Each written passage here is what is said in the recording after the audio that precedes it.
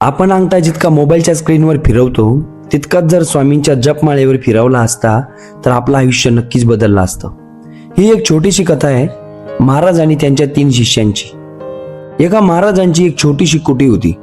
त्या कुटीसमोर एक सुंदर तलाव होता. महात्मा रोज सकाळी त्या तलावाच्या काठावर फेरफटका मारायला नक्कीच जायचे. एके दिवशी ते फिरत असताना त्यांनी पाहिलं की एक बगळा एका माशाला पकडून खाण्याचा प्रयत्न करत होता. महाराज खूप दयाळू होते. त्यांना त्या माशाची दया आली. त्यांनी लगेच जाऊन त्या बगळ्याला उडवलं आणि माशाचा प्राण वाचवला. काही दिवसांनी त्या महात्मांचे निधन झाले. निधनानंतर ते त्यांच्या पहिल्या शिष्यांच्या स्वप्नात आले आणि म्हणाले, बाळा, बगळ्याला कधीच उडू नकोस. मी बगळा उडवला आणि कदाचित माझ्याकडून काहीतरी चूक झाली. मला नरक प्राप्त झालाय. काही दिवसांनी तो पहिला शिष्यही तलावाच्या काठावर फिरायला गेला. तेव्हाच त्याने पाहिलं की तोच बगळा पुन्हा माशाला पकडायला आलाय. त्याला गुरुजींचे शब्द आठवले म्हणून त्याने बगळ्याला उडवलंच नाही. पण काही दिवसांनी त्या शिष्याचाही मृत्यू झाला, पण त्याला नरक प्राप्त झालं. हे ऐकून दुसरा शिष्य खूपच गोंधळात पडला. गुरुजी म्हणाले होते बगळा उडू नको आणि त्याचा गुरु बंधू म्हणत होता की बगळा उडवायला हवा होता. आता तो काय करावं हे समजत नव्हतं.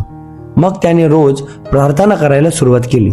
तो म्हणायचा, हे भगवान, बगळा उडवायचा की नाही मला काहीच माहित नाही. माशाला वाचवायचं की नाही तेही मला माहित नाही. कारण माझ्यासाठी बगळ्यातही तुम्ही आहात आणि माशातही तुम्ही आहात. तुम्ही प्रत्येक कणाकणात आहात. मला फक्त एवढंच माहिती आहे की मला तुमचं नामस्मरण करायचंय. बाकी मी सर्व तुमच्यावर सोडतो. हे म्हणून तो रोज जपमाळ फिरवायचा आणि हेच त्याचं आयुष्य बनलं. काही दिवसांनी त्याचाही मृत्यू झाला, पण त्याला स्वर्ग प्राप्त झाला. तेव्हा प्रभू नारदांनी भगवानांना विचारलं, प्रभू, ही कशी लीला आहे? गुरुला नरक, पहिल्या शिष्यालाही नरक, पण तिसऱ्याला स्वर्ग? तेव्हा भगवान म्हणाले, नारद मुनी, त्या दिवशी गुरुजींनी बगळा उडवला, पण तो बगळा अनेक दिवसांपासून भुकेलेला होता.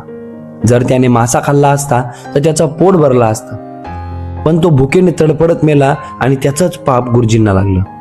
पहिल्या शिष्याने बगळा उडवला नाही कारण त्या बगळ्याचं पोट आधीच भरलेलं होतं. तो फक्त खेळत होता. जर त्या शिष्याने बगळा उडवला असता तर त्या माशाचा प्राण वाचला असता, म्हणून त्याला त्या पापाचा भाग मिळाला. पण तिसऱ्या शिष्याने सर्व माझ्यावर सोडलं. तो फक्त नामस्मरणच करत राहिला, म्हणून त्याला स्वर्ग प्राप्त झाला. भक्तांनो, या कथेतला खरा अर्थ असा आहे की जीवनात काही गोष्टी आपल्याला समजत नाहीत की काय करायचं काय नाही करायचं. म्हणून स्वामी नेहमी म्हणतात, जास्त विचार करू नका, चांगले कर्म करत राहा आणि नामस्मरण करत राहा. बाकी सर्व माझ्यावर सोडा. भिऊ नकोस, मी तुझ्या पाठीशी आहे. श्री स्वामी समर्थ.